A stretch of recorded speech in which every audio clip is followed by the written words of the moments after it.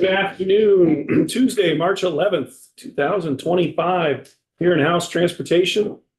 We have Damian Leonard from Ledge Council in the chair, and we are looking at draft 3.1 of the T-bill. And our goal is to start going through the bill and checking off section by section those that we all agree on to keep in the bill, and to look at whatever sections we may need additional changes. There are a number of changes since the last time that Damian was in here.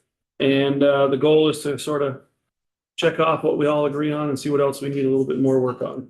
And to walk us through all of the spots and changes of where we are, I believe. So with that, welcome back, Damian, and welcome back to everybody from their week off. And I hope they're all rested and ready to go. And I turn it over to you, sir. Great, thank you. It's good to be back. For the record, I'm Damian Leonard from the Office of Legislative Counsel. In front of you, you should have the draft 3.1 of the T-bill. Section 1 is standard language that is in the T-bill every year.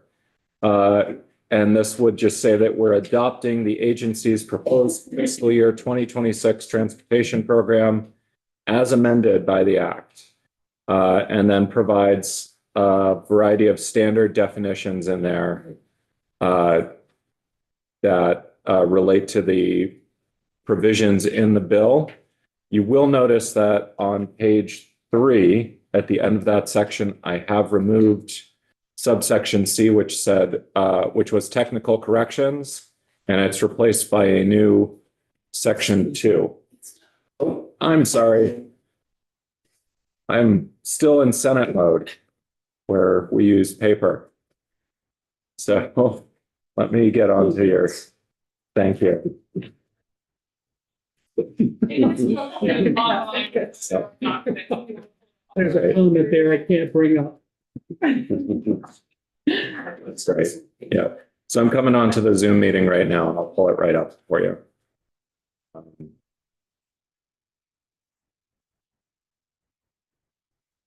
Okay.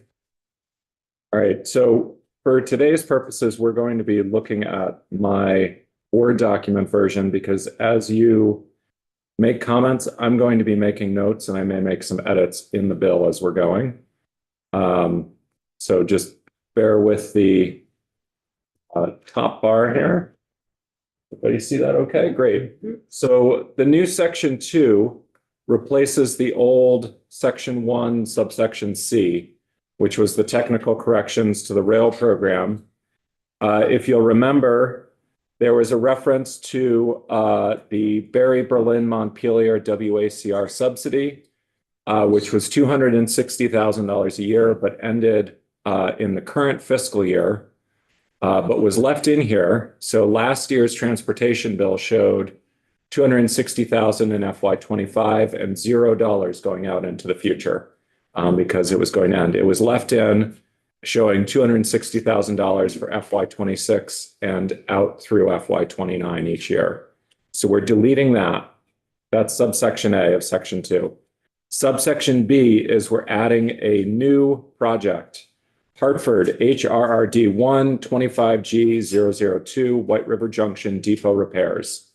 These are the roof repairs for the White River Junction.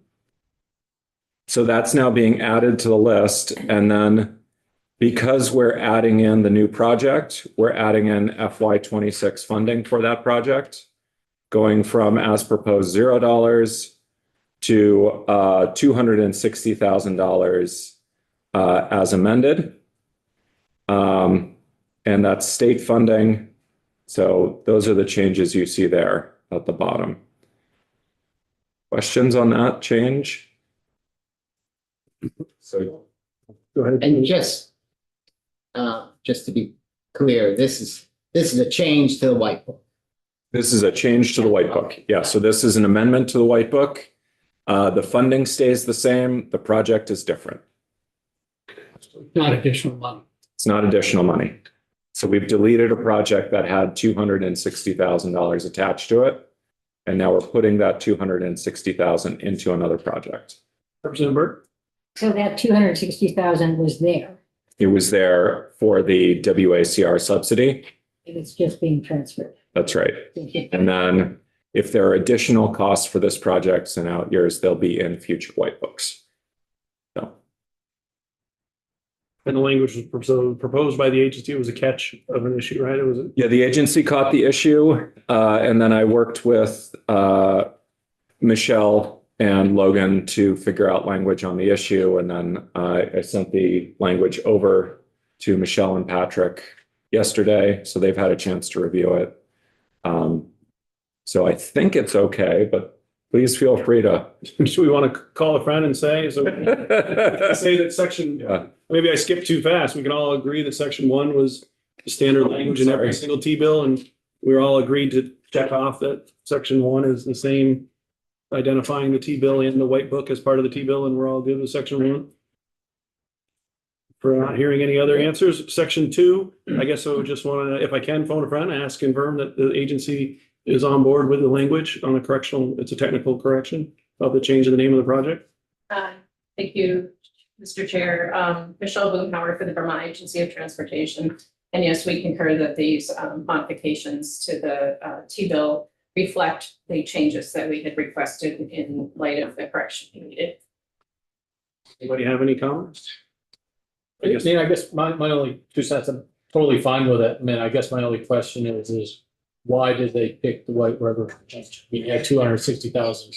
Why did that bubble up to the top? Was that like an issue that was ranked up there to the top to do, or it's not going to prevent me from voting no, but I was just wondering why that one got chosen. Out of all, If you're voting no or voting yes? I mean, for voting,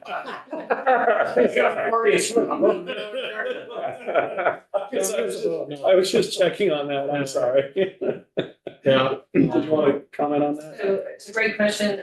So we do, have an asset management system we use for all of our assets, whether it's rail bridges, rails, rail buildings that we have to maintain. And so that sort of is identified as sort of next in the queue in terms of needs of related to rail structures. We have a variety of grants we're working on right now, and some that Amtrak is working on to upgrade rail depot locations. Some of them are for increasing handicap accessibility, and some are for structural updates, and this is one of the structural updates that is needed.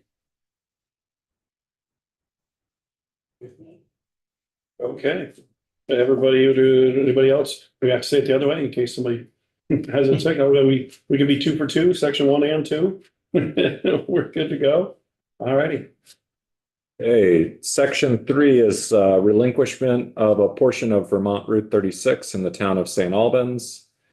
And this would be authorizing the secretary to enter into an agreement with the town of St. Albans to relinquish a segment of state highway or state Route 36, beginning at mile marker 0 and continuing 14,963 feet to mile marker 2.834, where Route 36 meets the boundary of the city of St. Albans, and including a westbound section and approaches at the entrance of St. Albans Bay Town Park. So this is something that we have to provide authorization for relinquishment of a state highway. And so this would do that. And the last time that we went through the bill, we already had agreed to check this one off, so we're good with section 3 is unless something's changed. Which Has not. Here, we took the testimony, we got the letter from the select board, and we all agreed back on the 25th of February. This was one of the few that we checked off as all covering all our bases is what I remember, but I'll give everybody a chance again. Otherwise, we're checking it off and we won't revisit it unless there's a change. That's correct. No, I think thank you. What sells me on it is the select board signed it off. It's their problem now. Yeah, you got their letter, no turn back. Okay. Next, I guess.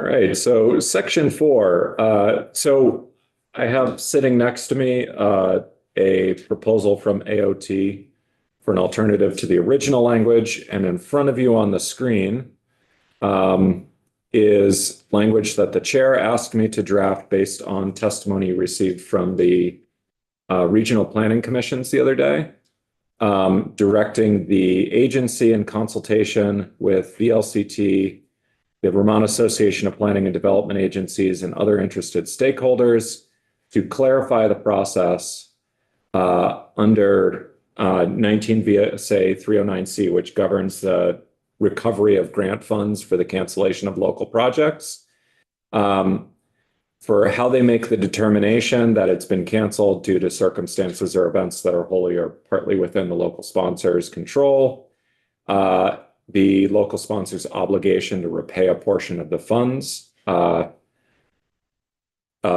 due to the cancellation, any changes necessary to improve the process, legislative actions necessary to facilitate or implement those changes, and then a report by next January to this committee and your Senate counterparts that would summarize those findings and include recommendations for statutory amendments or other legislative language.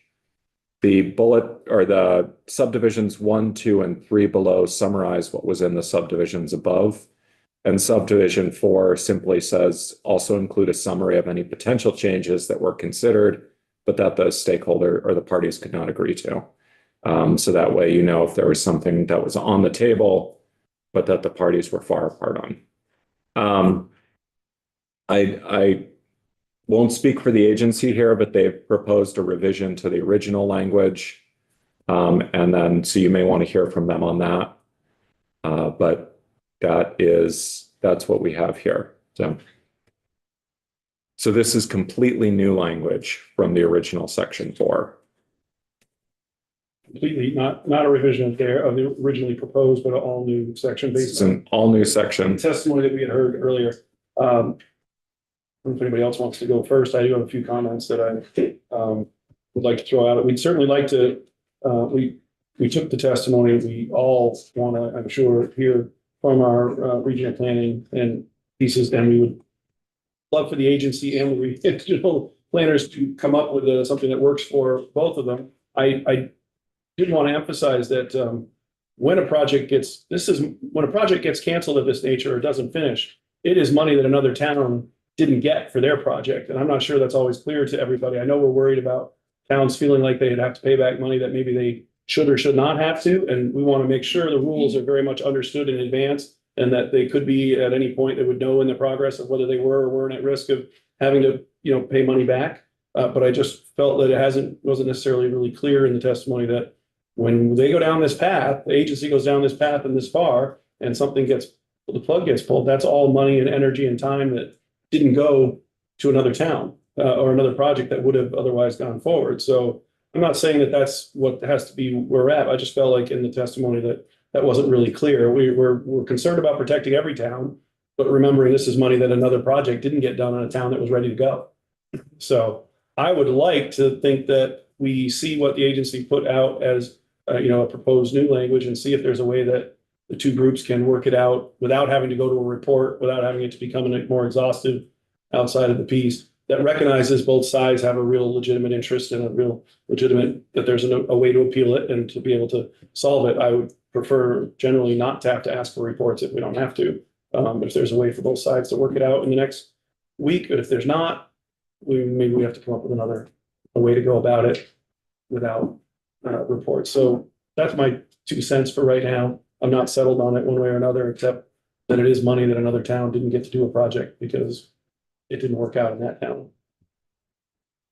Did you remember that? Yeah, I mean, I think going down this route of just seeing what's proposed, I think there's 2 pieces. I think you're right there that, when the state allocates money and it gets tied up for a couple of years and doesn't get spent because for whatever reason, that is money that could have gone to another town. But I didn't hear any testimony at all that said towns were doing this and, and it's their own fault for, running into problems. So that's why I think exploring it, seeing what's proposed and exploring it is a good idea. I would hate to see a town get burnt for something that, is beyond their control. So just what the process is, I think that's the planning regional planning group saying? Just to be really clear, what are the rules? So what's being suggested that is we would take this language and the new language and ask that the parties, and I'm not sure the party, I know it's AOT, but who's the other party that would combine these? Regional planning. Okay, so we do, okay, that's, so that's what the suggestion is, that those two entities get together and come back to us with something that's agreeable. And Vermont leaves the city. Yeah, challenge. yeah, It'd have to be Those, yeah, consulted in some way. I haven't read the new proposed language from the agency, but I think we've heard enough that that we need to ask the three parts. I'm sorry, anybody else? I don't know if there's something you want to comment on or not right now, or do you want us to kind of go back and table this one and then look if anybody's got a particular interest in this piece to help drive a conversation about it? To see whether we want to do in the next day or two to see whether there's a discussion to happen, or do you want to comment on it at all? So, yes, Mr. Chair, thank you. So essentially, there is a process in Title 19, Section 309C, whereby a town has a process of consultation with the agency about cancellation of a project. And if the town is not satisfied with the determination of the agency, they can take that process to the Transportation Board to have adjudication of the process for the cancellation. So I feel like in statute, there already exists a pathway for an aggrieved town to get a determination beyond the agency for whether or not they should have to pay back the resources that were awarded to them in the event of whatever the situation is. You know, I think that we were trying to align the to make clarity in statute that it would be not just the Federal Highway Administration funds, which is what's in statute now, which if because all federal highway funds flow through the agency, if we were asked to pay back the money, we need a mechanism whereby the reason the money needs to be paid back because a municipality didn't administer the funds for whatever reason, that we are able to get those monies back from the municipality to give to federal highway. And so that all exists in statute. We were basically trying to align the fact that the state resources, if it's been determined that the federal resources need to be paid back, then why wouldn't the state match funds that went with those federal funds also need to be paid back? And that's not specific in statute. So what we are suggesting is we simply revert to the original language that's in statute, with the exception of changing the timelines for the Transportation Board review of these. So I think you remember Jeremy Reed, our chief engineer, testified about the Enosburg project, which was a recent one whereby it was determined that it was nearly impossible to meet the deadlines for the transportation, for somebody to put a record together, a municipality and the agency to put a record together to file with the T-Board, then the T-Board to have adequate time under the timelines in the statute to review the record and then make a determination after hearing from all the parties. So our suggestion at this point would be to simply revert to the existing statutory language. There was some edits made by Ledge Council to include not just a municipality, but other local sponsor in the event there is a party that receives federal funding through normal grant processes that is not a municipality. So they have the same appeal opportunity. And that we simply work to change the timelines for the appeal review process. So that's, without walking through the exact language, that's the genesis of what we are asking for. We feel as though the proposal on the table of further investigating whether or not money should be paid back or not paid back and how they should be evaluated feels like another layer of administration on top of an administrative process that already was built into statute to cover and protect the municipalities who might be asked to pay back funds. So we're happy with not creating more clarification if this is going to result in more administrative burden on the agency to convene with parties to either confirm, deny that we don't like what's in statute now.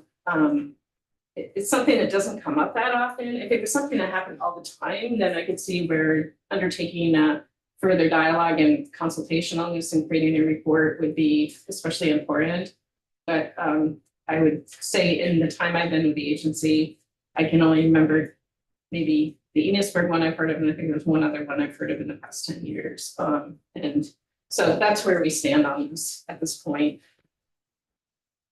Representative Corcoran? Thank you for that, Michelle. Yeah. Definitely appreciate where you're coming from. I guess I'll look at it the other lens, and a lot of towns, don't have the capacity or the staff to go to the T-board and contest, even though, there's only probably a couple cases I referred to, but a lot of these smaller towns don't have the capacity and probably the money in their budget to go fight, maybe X, small amount of money to repay back.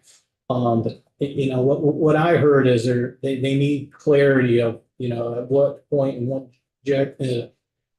in point in the process that the project does get canceled, that are they responsible for? And it sounds like there's some gray area. So, I know we have the T-board for backup, but before it gets to the T-board, I think in the town's eyes, it really needs to be laid out. So I'm definitely leaning towards getting the parties together. This still has to go to the Senate, so we got another month or so, but as a placeholder right now, I would just leave it as, I think what Damon you have is just, parties getting together, right, in a report. I would lean towards this, and then, we have a month or so to work on it, but to rush something now, I think would be unfair to the RPCs, because they did have legitimate concerns in my mind, that we should probably pause this a little bit, so. Yeah. See what there. Thank you. Thank you. Representative I Burke? would second that opinion. Well, we're not, yeah. You agree with the opinion, we're not having a vote or a first or second, but yeah, we agree with Just meant that, But I hear you, your we're support, trying to look Representative at things Corcoran's take on it. and take the time to get it right. And we're all agreed that it's not something that's a major timeframe crunch, because it's not something that occurs on a regular basis, I guess is what we're saying. But we're adding clarity is not, We got is time. what we're looking for. All right, so we will not put a check in section 4. So, we're 3 out of 4. I guess if, you're shooting free throws, that's not too bad. But if you're playing baseball, you're doing really well. So I guess right now then, based on that comments, we're gonna shelve it for now and work on it over the next bit and come back to that one. We're not gonna get them all checked off today. We're gonna check and see, and we'll see where that piece comes back. Thank you for the feedback, and thank you for the Thank you. suggestion. We're up to, so I guess for now, we're up to next section 5. Section 5, this is really straightforward. We're changing the title of 5 VSA Chapter 58 from State Acquisition of Railroads to State-Owned Railroads and Rail Trails. There was, There's a change in Section 6, which I think you're thinking of regarding the rail trail rules. It's the same, we checked that off before, it just changed the number. Yeah. Anybody have there was any issue with that before? I would assume we'll just keep going. Yeah. And then Yeah. 6. All of these numbers here are changed because I believe it was, is the addition of the new Section 2. So everything after Section 1 had to get renumbered. All right, so the rail banking notification here, this is Section 6. The main change in here was to note on line 15 here that the secretary may, after consulting with municipalities, adopt rules consistent with the provisions of Section 3408A, governing interim trail use of state-owned railroad rights-of-way that have been placed in rail bank status. And of course, the next section adds that Section 3408A. So that is the rest of the changes in this section are sort of technical changes to either get rid of legalese, refer to the title rather than the gender of the individual holding it, or clarify that rules adopted pursuant to this subsection. So.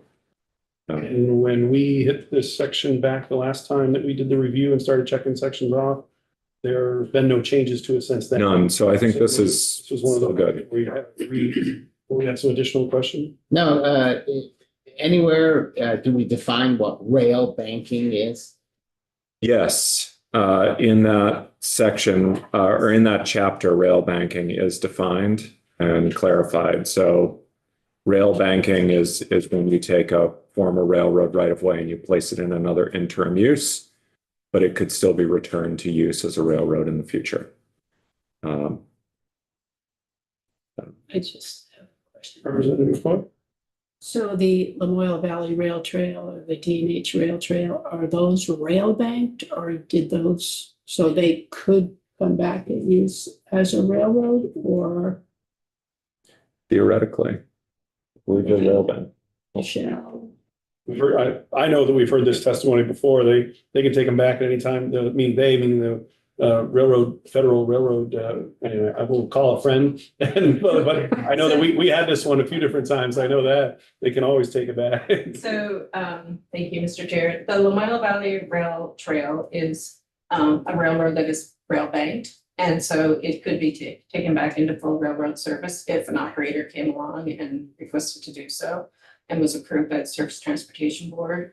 The Delaware and Hudson, I have to say that I believe parts of that are rail banked and parts of that are simply owned and fee simple by the state. I could get back to you with because I think I've asked this question this session already of my staff, but just to clarify, each of our 4 state-owned rail trails and what their status is with regards to rail banking. So I will get that response with Grady. Thank you.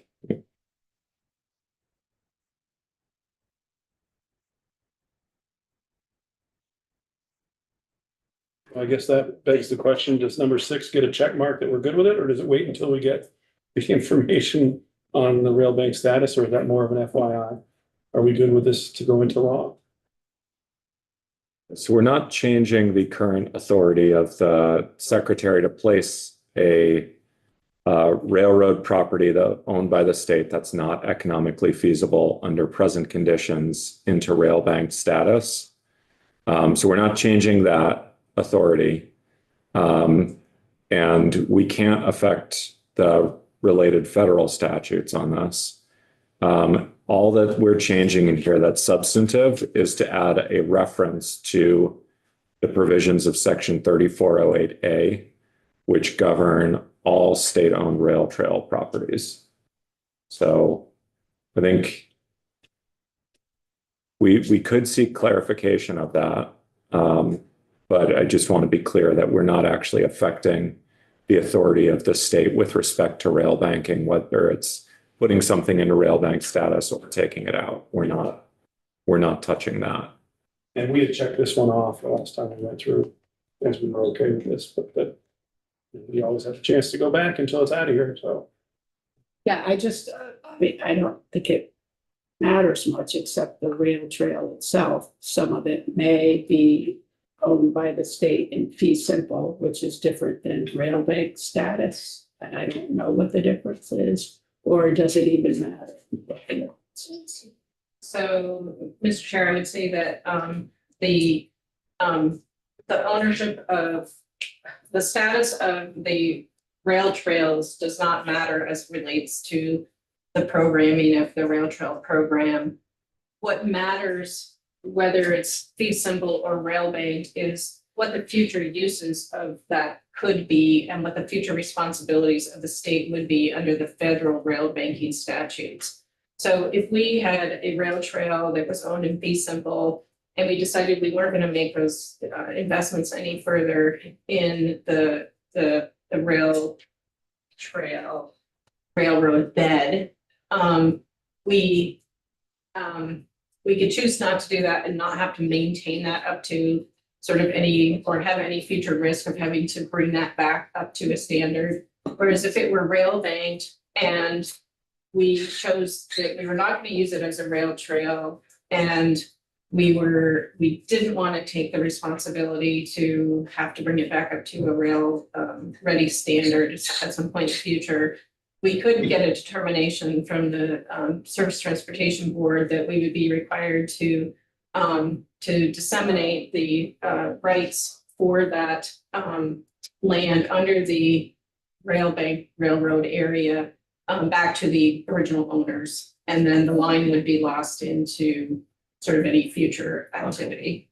So that's kind of one of the big nuances there is we are basically preserving future transportation uses through this interim rail trail use for the future because the way the federal railroad statutes are written, if we were not going to preserve your future transportation use, then we would potentially have to revert it back to the original version.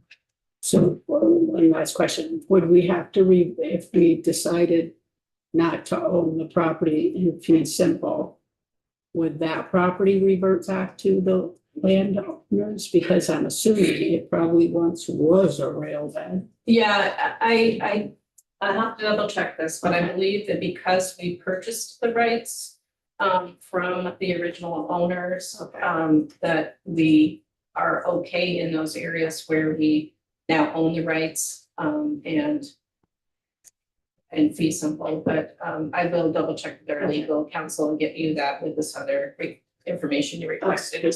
That's my concern with the D&H Railway where I live, because part of it goes through New York and part of that trail cannot be used because the landowners, it reverted back to them. And they're trying to get that. There's a problem down in Bennington. We're actually currently getting sued on our portion that's rail bank. The Yeah. landowners want that So land. I'd like I don't think they're to gonna win, but they're going through a lawsuit. figure out what the heck's going on. Yeah. Okay, thank you. Yeah. Yeah. Representative Powell? Yes, just a quick question, I think from Michelle. If it's rail banked, what level of maintenance is required? Like if it gets washed away and, you know, does it have to be fixed? Or is just the property still there? At some point, the state of Vermont would be required to fix it in the event that we were trying to preserve it for a future rail use. And so I have to clarify that with our legal folks who know the ins and outs of the Surface Transportation Board rail banking process. So I'll run that sort of framework by them and get you an answer for that as well. And given sort of the number of questions, what I'll do is prepare an email and send it to Pam so that she can distribute it to the entire committee. And then it can be posted online as well for the benefit of anybody listening.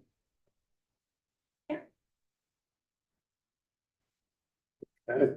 Anybody else on this section? So we're tabling this section for clarification back from the agency. Does that sound right?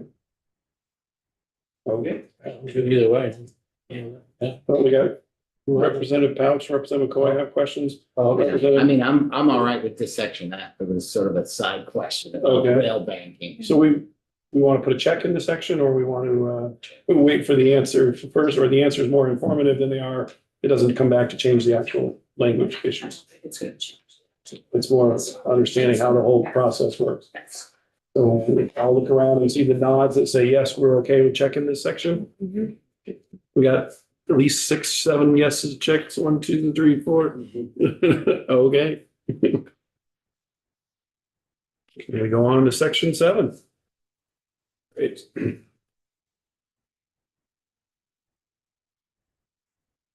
One small change since the last time we checked this one. Yes. Through this. So section 7, these are the new rules regarding use of rail trails. The big change here is in number 7 on page 9, line 8. The earlier draft said except for fishing in locations designated by the trail sponsor, and this says except for fishing. So broader language. That is the only change in the section since you reviewed it. Questions? That was a small change that we'd asked for. I guess Representative Corcoran and I had asked for that. Otherwise, the rest of the section's still the same as it's been when we went through it before. And we heard testimony from the agency on this piece. We briefly asked a few other in passing and related to, but is there anything additional we need to go through on this section from anyone? Anybody have any concerns in this particular section? Going once? Going twice? I'm okay with the fishing change.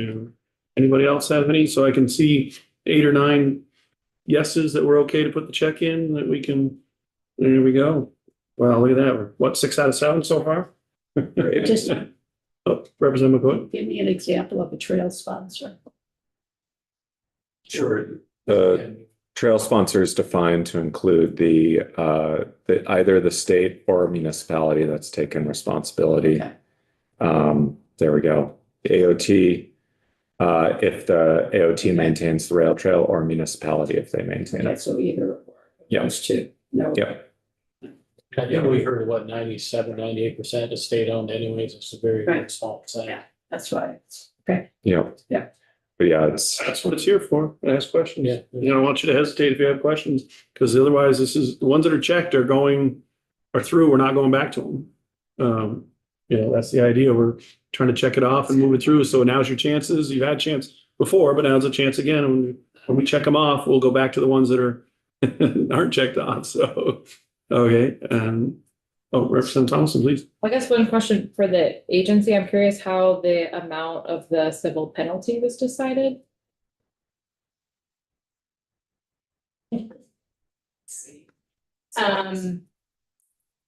That I cannot answer. I can answer that. Thank you.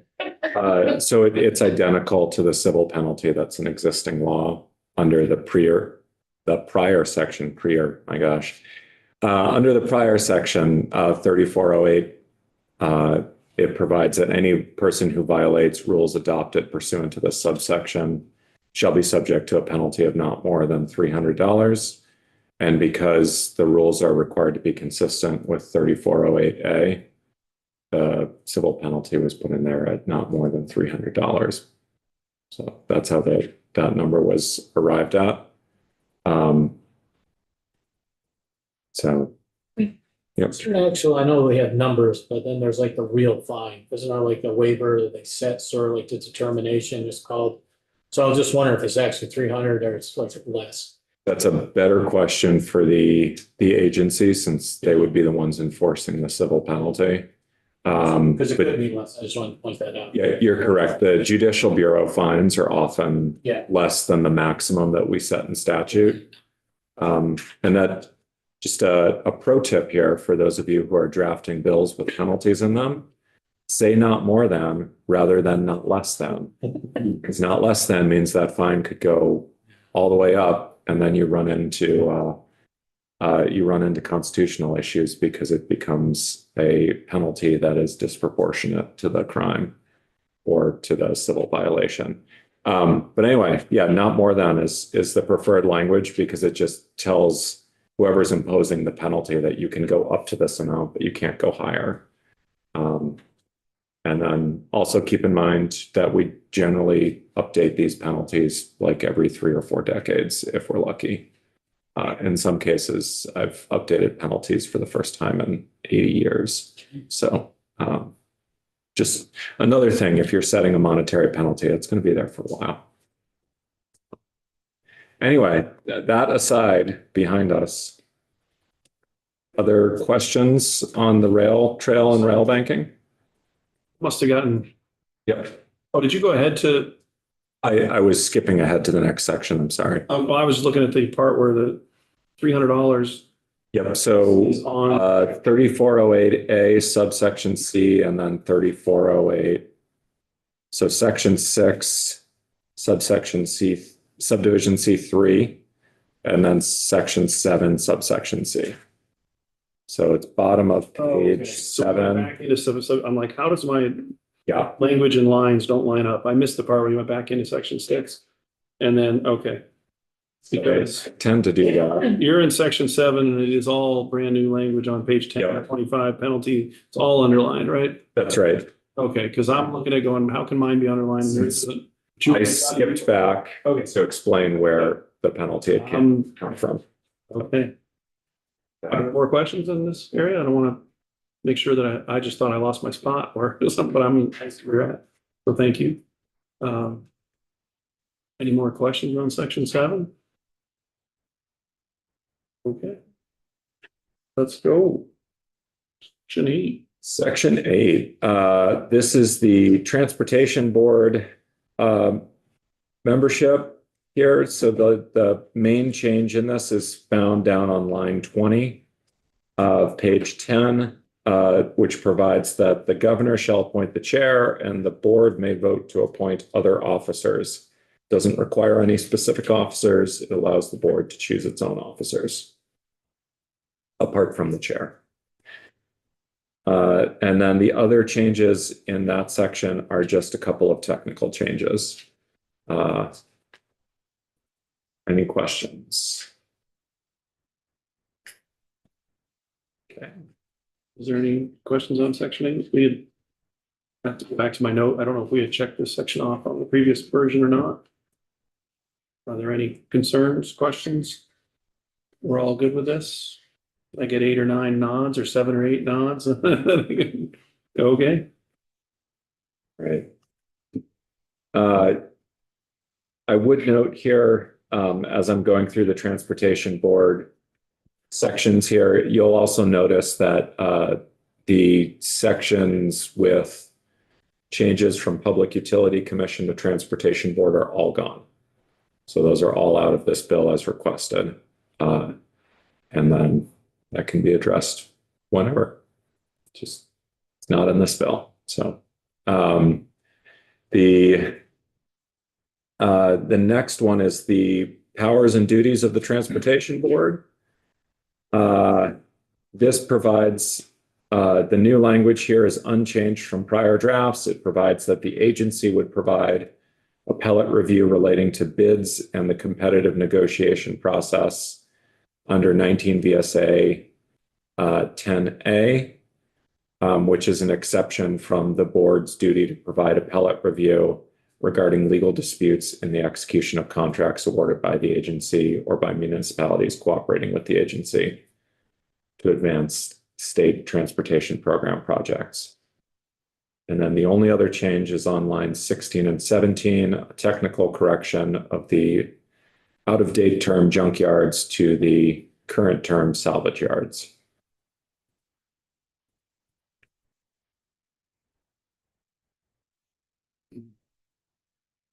Questions, etc. I think we went through this part before. The check mark on this. So I get the same, I know it's redundant, but nod. Say yes, we're good, thumbs up. We got, you know, we want 11-0, but as long as I got 6. We're at least 11-0 on this section. All right. We're getting to an area where there is a lot of new stuff. So this is my way of saying time to wake up. All right. Post lunch. What is it? Skip section 10 and go to a shorter one. So this is Green Mountain Transit Authority. This is in their charter. So Green Mountain Transit Authority is our only transit authority that is chartered. As a Dillon's Rule state, an entity that has been chartered, if you want to change their requirements, you need to update their charter. So if you are specifically limiting where Green Mountain Transit Authority can operate, we need to update the charter. If you are making it permissive as to where they operate, meaning they could or could not operate in Washington County for purposes of fixed route bus service, then you would want to change the shall in there to a may, et cetera. So the question has come up, couldn't they just modify their operations? Theoretically, they could, but they'd be out of compliance with the law. And so someone could say, no, the statute says you shall provide bus service in Franklin, Grand Isle, and Washington County, as well as the towns of Orange, Washington, and Williamstown. And you're no longer serving, whatever it is in that list. And so you're out of compliance with the law, and now we can sue you to force you to restore route service there. This doesn't say the level of service required. They could provide one route once a month, but this does say that they shall operate.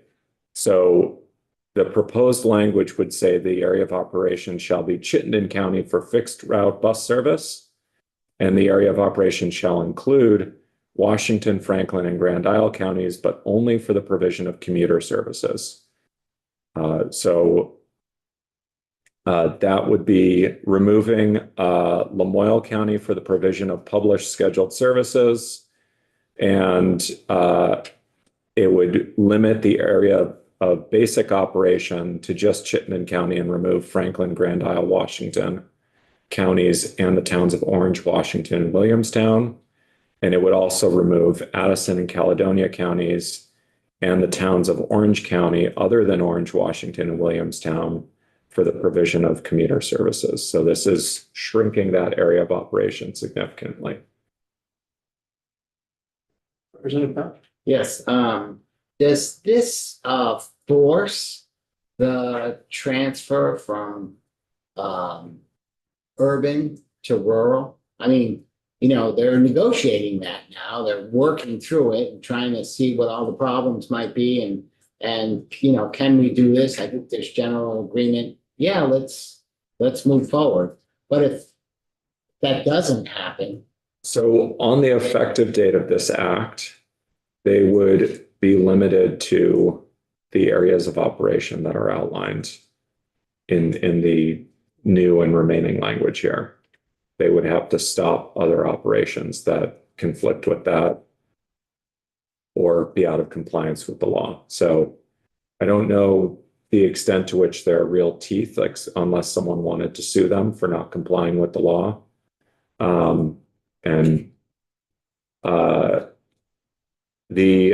If you wanted to make it flexible, you would want to add in may language around the other areas.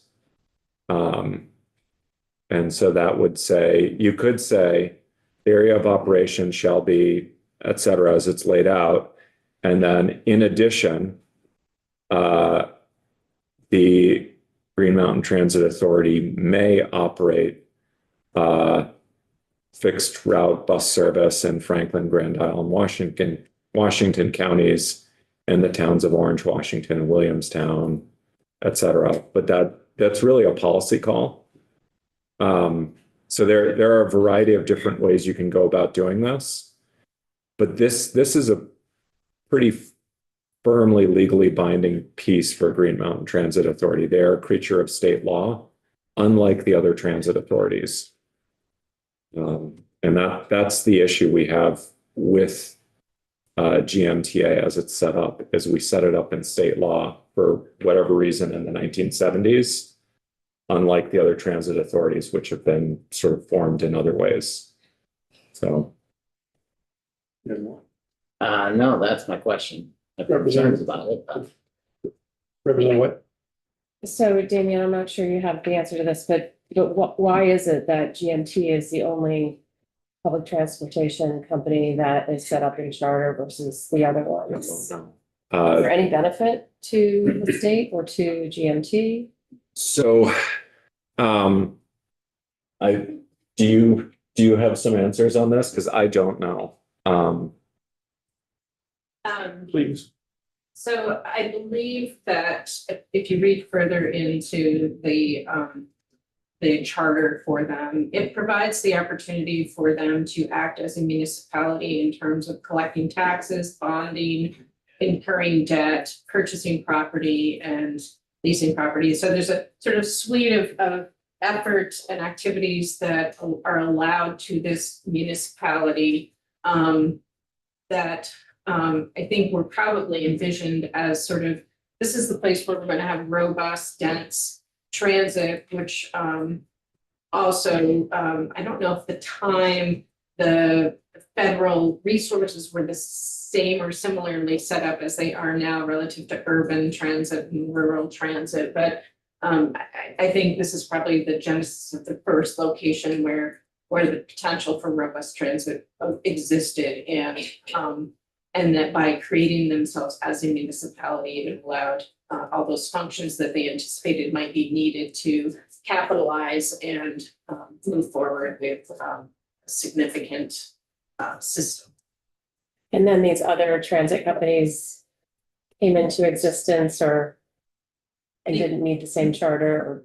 They came into existence and didn't choose to create the same charter situation, so they're all set up as probably public nonprofits, or simply as nonprofits, depending on their way they structure their organizational arrangements. And so they are limited in the way that they can, they're not able to tax people, they're not able to probably carry on some other functions like bonding that a municipality would be able to do.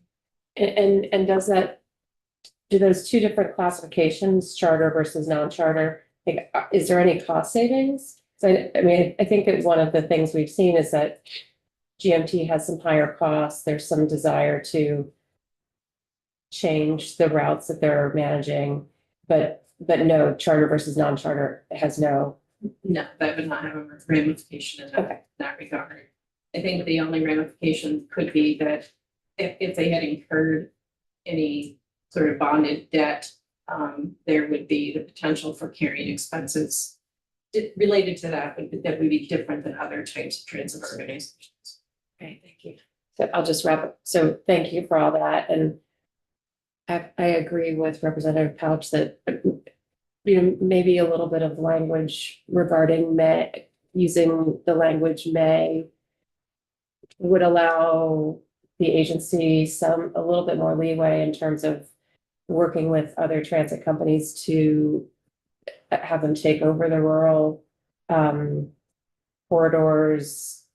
And if they need more time, I think otherwise we'd get into a situation where GMT is not allowed to operate certain rural services. And if we don't have another transportation company taking those on for next year, we would have no transportation in those areas. So I think I just would advocate for a little bit of that language that Damien was suggesting. Okay. Please comment first. I would concur that creating a more permissive environment would be helpful in this transitionary scenario. I think also the effective dates would be another backstop, whereby I think if we recall the Stedman Hill testimony on the report, it's probably about a 2-year process for us to initiate all the changes, and they would be stepwise, so not occurring like sort of all at once. So if that would also give the opportunity, for when we come back next year to give you an update on how it's going. If there was a need to extend the effective date or something of that nature, that could be done at that time as well. July 1, 26 work, like a 1-year delay. No, I would probably go to 27, July 1, 27. So it's two effective fiscal years. Does that work for the committee? So, Representative Thomason, you're up next, and Representative Lally, do you want to go?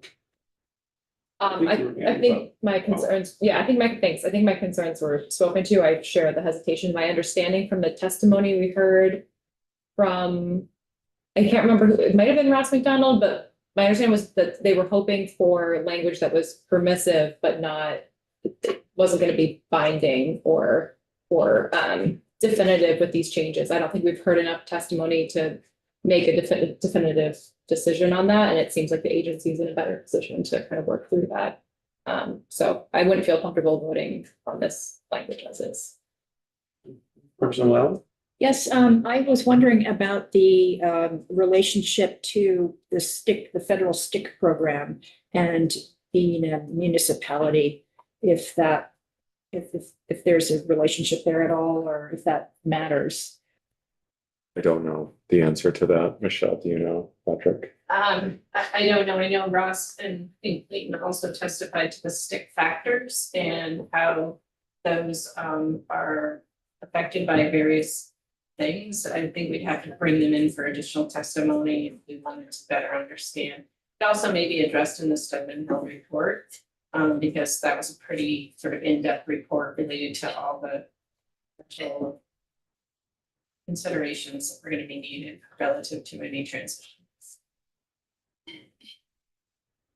So it's worth noting too, that if you do put in the delayed effective date, we can tweak the language next year or the year after as necessary based on things that come up during the negotiations. So if something is identified that we haven't had time to identify now, understanding that we're probably a week out from having to move this bill to the money committees, then there's time next year with the delayed effective date to come back and say, based on negotiations and additional research on some of these issues, we've identified these 3 or 4 changes that need to be made to make this work. And so that's always one of the things with the delayed effective date, is it gives you that luxury to work through the issues over 2 or 3 iterations. Did you represent Boucher then? Yeah, I would prefer the sort of may operate versus an effective date, because that's something we have to come back to. And, we heard good testimony that said, hey, this could save money, this is a better way to operate public transportation. But I also, I've heard from, say, Tri-Valley Transit that there are concerns here. So I wouldn't want to put something in here that, gives them, there's a deadline. Hey, we got to go do this, versus I believe it was put in by the agency because if we went forward, we wouldn't be following the rules. That sounds perfectly okay. But now what it's saying is we're moving forward and it has to happen by this time. And I'm not sure I'm comfortable with that. Representative? So kind of following on that, I'm just wanted some clarification on the effective date. Does that mean that's when the changes start to happen? Like they won't even, we'll be thinking about That's when this the law for 2 years? changes. So yeah, if you're anticipating, I thought that, I got the sense that this was a change that a number of parties were kind of ready to start tackling and sooner rather than later. So I didn't get the sense that we would start to make changes in 2 years from now. so I would say if you switch to permissive language, so for example, if you said the area of operation shall be Chittenden County for fixed route bus service and shall include Washington, Franklin, and Grand Isle for the provision of commuter services, and I would get rid of the word only that's in there, or the but only. And then I would probably say, in addition to the areas of operation identified in subsection A, the transit authority may also operate in, and then list the other places based on its current there, and just say, what it could do in those places. So it may also operate in Franklin, Grand Isle, Washington counties, and the towns of Orange, Washington, and Williamstown. It may also provide commuter services in Addison, Caledonia, and the other towns of Orange County. And it may also provide published scheduled services in Lamoille County. So then it would just basically cover everything it's doing now. If you say that, the may means that they can or cannot. And so they could negotiate to drop their fixed route service in several of those locations, but not all of them. And same thing with the commuter service or the published scheduled services. And you could make that effective immediately, and they would be complying with the law currently and in the future, unless I'm missing something here. If you do the shall, then but negotiations are projected to take a year or two, you definitely want to delay it. And then you may end up with one of these sort of awkward moments where they reach an agreement on a transition and it occurs a month before the law takes effect. And to be completely frank, it's not clean from a legal standpoint, but it does happen. We're a part-time legislature, and oftentimes our effective dates don't line up with when things can be implemented. Because that's just the reality, is sometimes things are slower or faster. But usually, Vermont's not a very litigious state, so we don't usually end up with an issue. People usually say, oh, okay, it's a few weeks difference. So I would, defer to the stakeholders as to whether there's desirable reasons to do one or the other. And of course, to you as to what you prefer to do. But from a legal standpoint, if you switch the language over to May on July 1st, and they continue operating their full scale of services for another year and a half, they're in compliance with the law. And then if they stop operating some or all of those in the future, as long as they continue operating the shall operate services, they're still in compliance. And the only thing you might need to come back and address is if they say, for example, we want to spin commuter services off to a different agency or something like that, which would be a whole new policy proposal to consider. And then we might have to revisit the law at that point.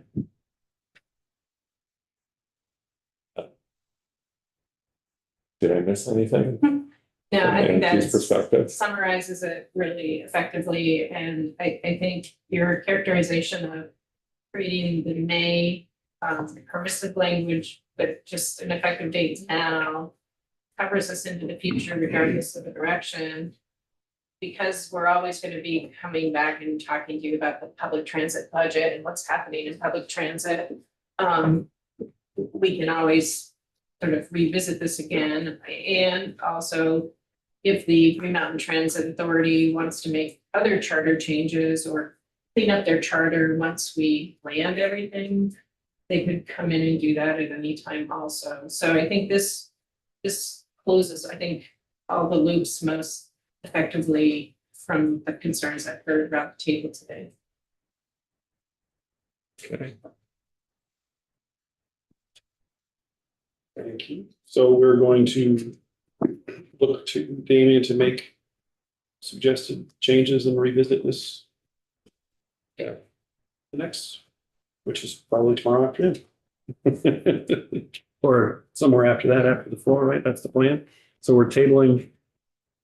That seemed to be the general consensus. We're tabling this section and revisiting the language to be as permissive as possible. Are we going away from the geographic definitions? Or do we still feel need to compel to keep them in? Or do we, is there a reason to box them into particular counties? Or do we let the geographic piece go entirely? I don't need an answer. Think about it, I guess. I'm not sure why it doesn't begin with.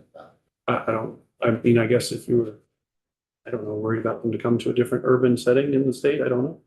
I really don't know. If I was some other city, I'm not sure what if they end up wanting to or not wanting to be in another geographic area, why have a geographic limitation that we have to come back and revisit? Do we just fix it all right now until they may provide these services in the state? Does it have to name the counties? I don't want to make more of it than there is. I'm just saying, are we unnecessarily limiting it? So, okay. Right. So for the permissive language, you could certainly just say may provide those services outside of the locations identified above. There is the question of, are there areas that you want to require them to provide services in? Okay. And if that's the case, you do want to describe those as the area of operation. But yeah, again, I don't have a policy opinion or answer for you on this, but you could certainly broaden the May language if that seems advisable. But I would, say you probably want to hear testimony from folks who know more about that issue. Multiple testimony at this point before Yeah. go on this piece. So we'll table it, see what you bring back for suggested based on the conversations around the table and the questions and the feedback from the agency. And we'll revisit it tomorrow. So there are three other changes that were proposed by the agency in that section. So just to be They're clear, all stretched out. that one section is, yeah, there are three deletions. That one section is amending the whole charter, and we just pulled out the sections that are being amended. And so the first relates to municipalities joining the authority, getting to appoint commissioners to the authority. And then the initial term would be set by the Board of Commissioners. The second is the assessment of new members outside of Chittenden County that vote to join the GMTA. So it would be the amount of a levy to be assessed on the municipality in terms of payment when they join the GMTA. And the third is municipalities authorized to vote for membership. So it authorized Berry City, Berlin, Colchester, Heinsberg, Montpelier, Morristown, Richmond, St. Albans City, Stowe, and Waterbury to vote for membership. You'll notice that most of those are outside of Chittenden County. Some of them are within Chittenden County. And then the other representation provides that Washington, Lamoille, Franklin, and Grand Isle County, they don't have a municipal member, then the Regional Planning Commission for that county would appoint a board member. But if you're no longer serving those counties, it wouldn't make sense to have a board member. The question I would raise at this point is if you are switching to the may language where they may continue operating, does it make sense to repeal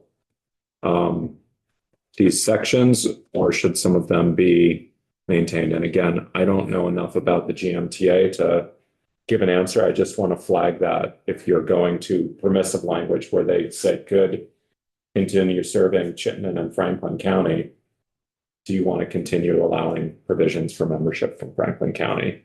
And I just don't know the answers here. I don't know enough about their board or anything like that. So I would say if you have questions, you'll have to look to AOT or Green Mountain Transit or someone else. Is that right? Regarding that, could we put in some if-then language that kind of coincides with the may language above, if Green Mountain Transit is operating service in these certain areas, then these areas would still have the ability to have representatives on the Green Mountain Transit Board? Or you could put that sort of language in there. I think one of the questions I would have is, what does the board look like right now? Are you talking about just Regional Planning Commission members because none of the municipalities joined, or do you have municipalities that are going to be losing service and a seat on the board that, if the agreement ends up being that they maintain their service, would want to keep their seat on the board? I don't know enough about the makeup of the board at GMTA to say that. I don't know if Mr. Chair, I think what I would suggest is that sections 10, 11, and 12 and 13, extended it, probably should be set aside for another day, as I think it would be complicated to take a pathway that would be permissive, and it appears as though the language here in 10, 11, and 12 and 13 is already permissive. Yeah. And not exclusionary. And so I think addressing it as we better understand the reorganization, and perhaps allowing that would allow for the GMTA to make these considerations and put forth amending language of their charter at a later point. And I think that might be, you know, for instance, like Heinsberg is still listed here, but you're not a member, you know, and, but it's okay, because it's not like you had to be a member by law. So I guess that would be my recommendation at this point, to set those sections aside. Because it's not going to harm anything if they continue to exist in statute and charter is. Okay. Anybody have any comment to that? I'm just wondering if we're undoing, this was like an all or nothing package to see this $3 to $5 million savings in the out year. Are we keeping that intact? Or are we dismantling this enough where we're not seeing savings at all if they go along? I mean, I think what was stopping it was the first thing that said they shall operate in these areas. Yeah. Other than that, that's the one thing that's stopping, that they said, hey, we can't do this because it says in statute. As long as we got those pieces in place where they can Yeah. visualize those savings or envision them, the rest is, Yeah, I think that's really your area of operation. yeah. It's that, as I understand the savings, and again, I'm not an expert on this, it is coming from changing who provides services where and what routes and services are provided.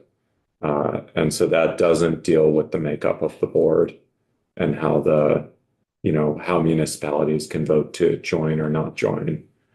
And like Michelle pointed out, the language is largely permissive. So it permits municipalities to hold a vote to join. It doesn't require them to do so. So Take it out.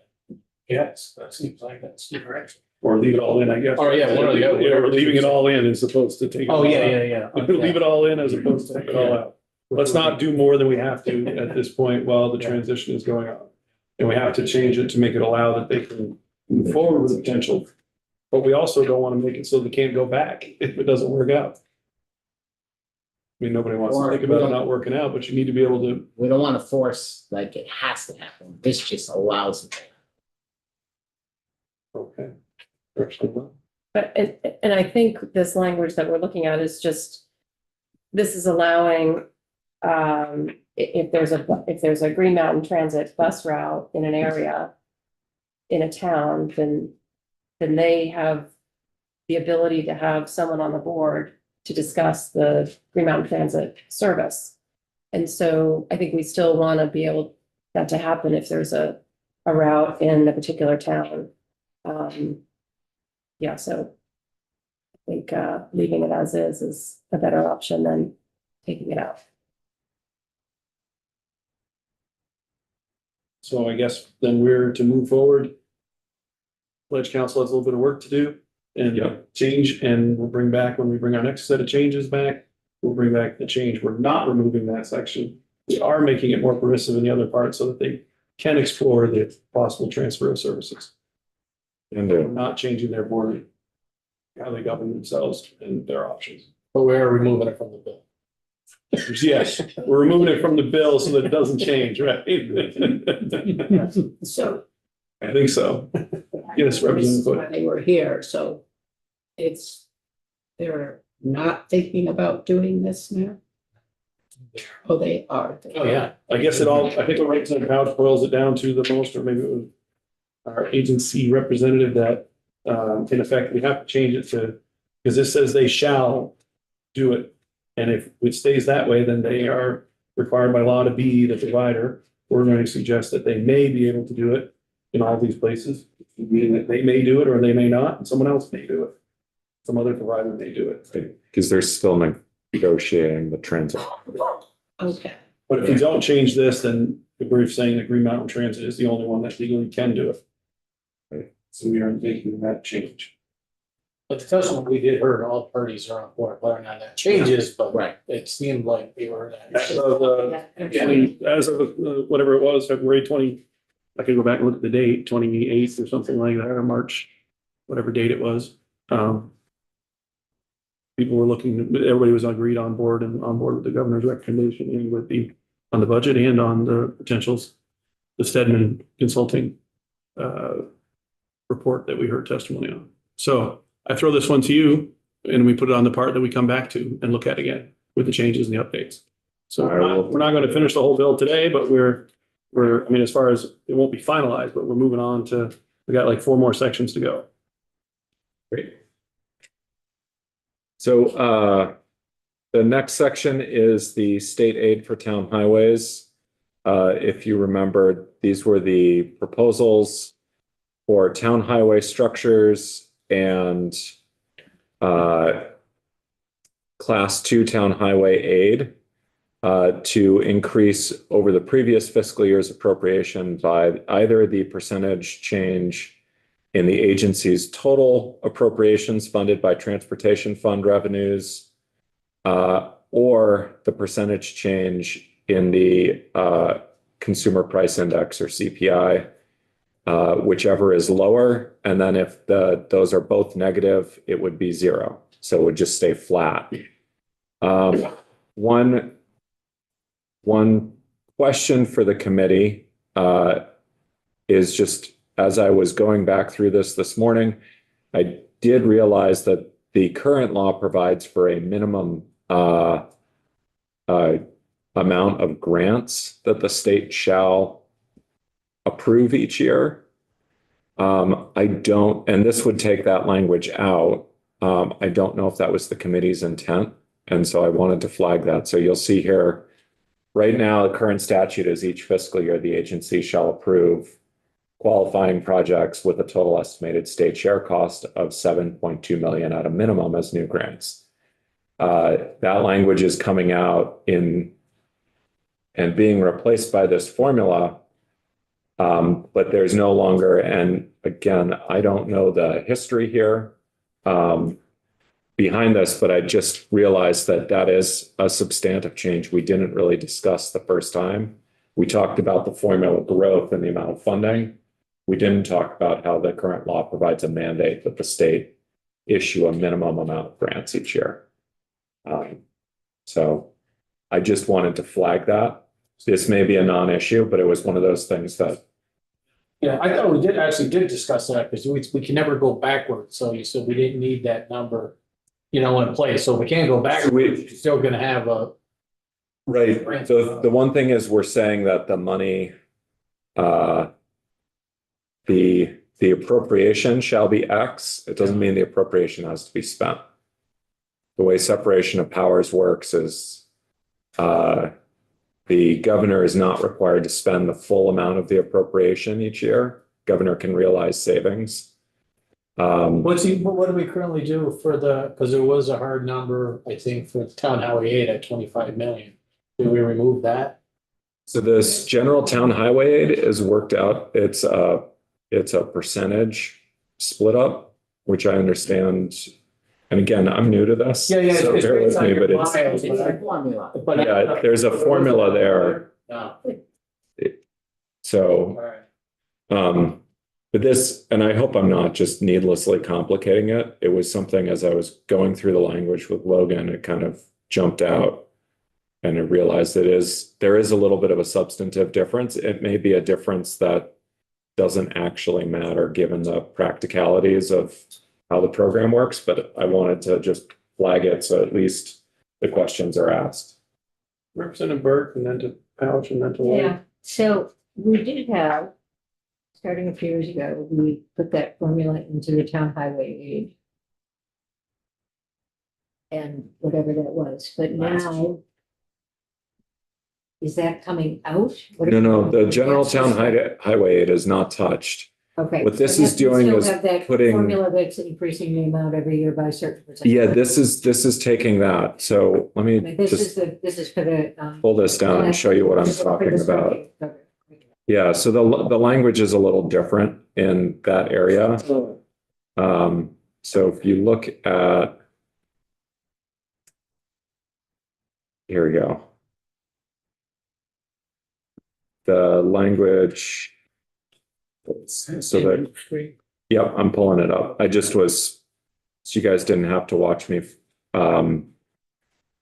trying to get there. So what it currently says is the funds appropriated under the general town highway aid shall be distributed 6% for class 1 town highways, 44% for class 2, and 50% for class 3. And then the apportionment for each town. So there's a formula that's set up in statute for that. Structures and the class 2 roads grants aren't the same thing. Those are grants that are then issued.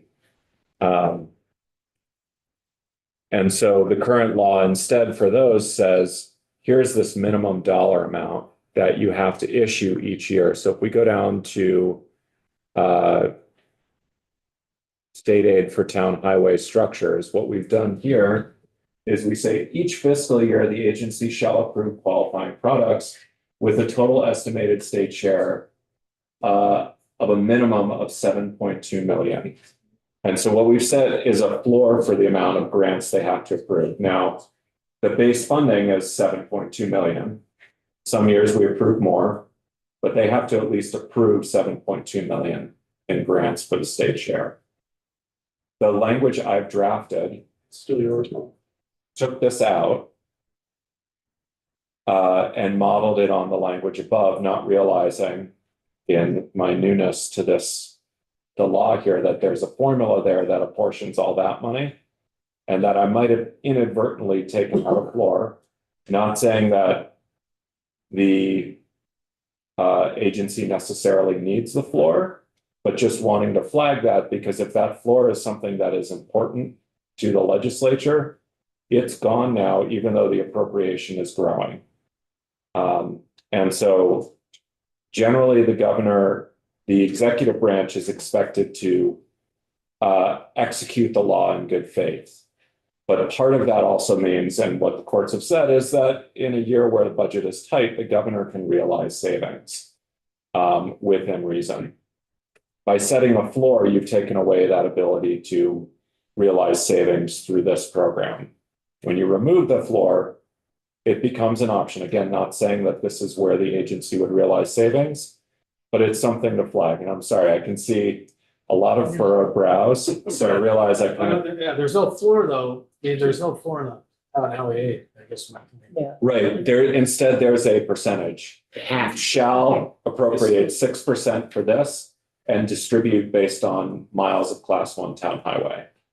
And I'm seeing Chris Root shaking his head. And when I saw him come in, I was like, oh boy, did I really fall down and. Representative Burke still My has. main question is, She's still my the. main question on the is- floor. is aside from the percentages for the town highway aid, do we still have the formula that increased that? The inflator is there, that is not That gone. was what I was, Yeah. and we're trying to do the same thing with the structures program. The changes in the bill I right mean, a now similar program. add the inflator to the amount you have to put in there. Okay, What it's taken out is this floor.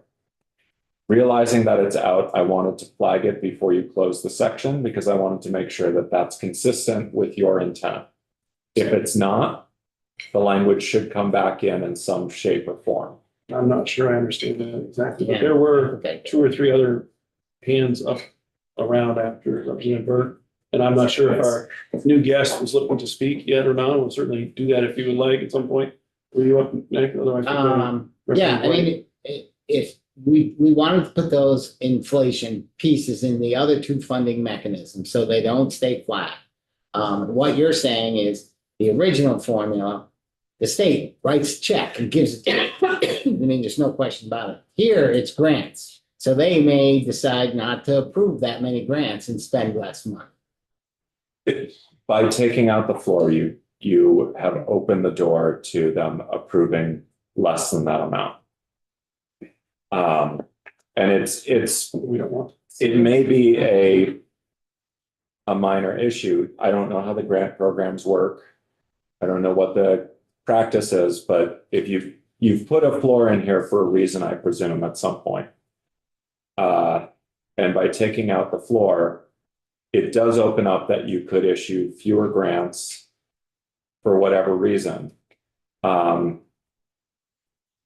So my And that is what I wanted to flag for you because in my newness to the position, I just modeled it exactly on the general town highway, which is based on a formula instead of taking this into consideration. So it was an oversight on my part, which could legally have a substantive effect. I don't know practically if that's actually a substantive effect or not. So it's really, this may be me worrying a lot about nothing, but it's something I wanted to flag for you. Yeah, I guess I'm not personally worried about it because, you know, the legislature's gonna get the budget and say, hey, you had 7 million, blah, blah, blah.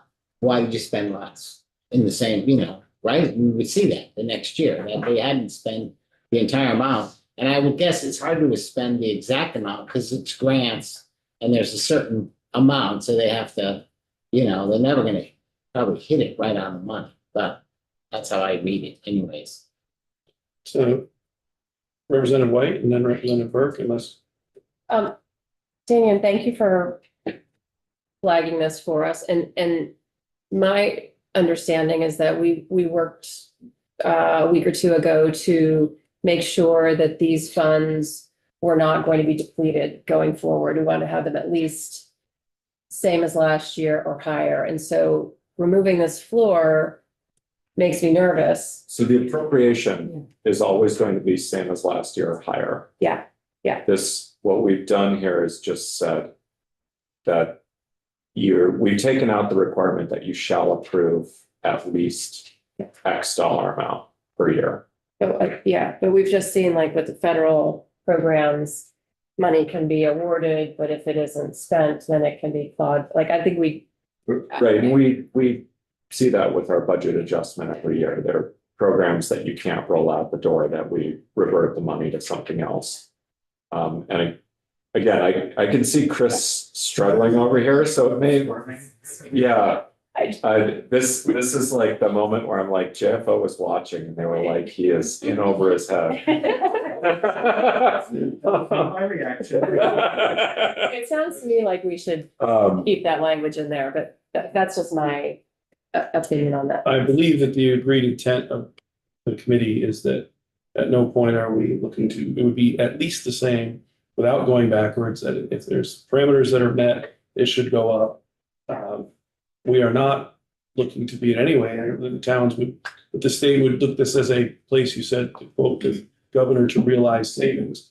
That would not be our intent. The only way they would not award, I guess, is if there wasn't asked for. You know, if there wasn't enough money asked for in grants, then they could not or choose to award them. But if there is a grant demand, we do not want in any way to be reflected that we were okay with it going backwards in any way. So I'm not sure what it has to change or how it has to change, but I do think the intent of the committee is shared universally in what we're trying to do. Representative Burke here. Well, I was just gonna say, yeah, I mean, our intent was to give enough money to the towns. We don't want to shortchange them, especially in this, you know, where towns have suffered a lot of damage. And so I would vote to, if keeping the floor in is going to be some kind of a guarantee that we won't get back, then I would vote to keep the floor in and increase the amount by whatever formula is that we're using. And we're also not trying to hamstring that if the amount of transportation revenue doesn't go up, then they can't give out more. It would stay flat. But if it does go up and inflation goes up, then it would go up. There is a chance that it would stay the same. Right? It can still stay the same. Yeah. But it won't if these other factors are met, and it would go ahead. So we're not asking them to give more than if they're the agency, or if the transportation dollars themselves don't grow at all, then it can't go up, right? It won't go up in that case. It's either one that's smaller, in effect. It's not, that's the idea. You can't take away more money from the transportation fund than what would impact, you know, the overall infrastructure. You can't take that. There's X amount of money, and if that doesn't go anywhere, then we can't give more to the towns. But we are going to make sure they get more if those two parameters are met. So the floor or not the floor, we can't come back here and have them say they only gave out 6.5 million. that would not at all be the intent of that nobody wants to go back below Right. 2 million. So there's a couple we of, would definitely look for the JFO and the Ledge Council to figure this out for us. yeah, so there's two options. One is we could just keep the language that set the floors. Although eventually that floor is going to be far apart from the appropriation, presumably, just because of inflation and other factors. The other piece is to tie it to the inflator. The question, though, is the real question there gets to just be that since we don't know what the exact appropriation amount is every year, how do you tie it to that? And so leaving the floor is certainly a way to do that. There's other ways to word it potentially creatively around approving grants to the greatest extent possible within the appropriation. But I also want to be conscious of not hamstringing the ability of the agency to not issue a grant for a project that's, maybe doesn't meet the standards or something like that, and then get someone coming after them because it says, well, you should award the grant to the greatest extent possible. So I don't know the best language here is what I'm trying to say. I think given that it's 2:30, we've been here for an hour and a half and we have an hour and a half more to go, whatever it is till the next spot. Let's take a 5-minute break right now. And we will adjourn for 5 minutes, which I'm sure will go to 7 or 8 or 9, and we will group and come back and see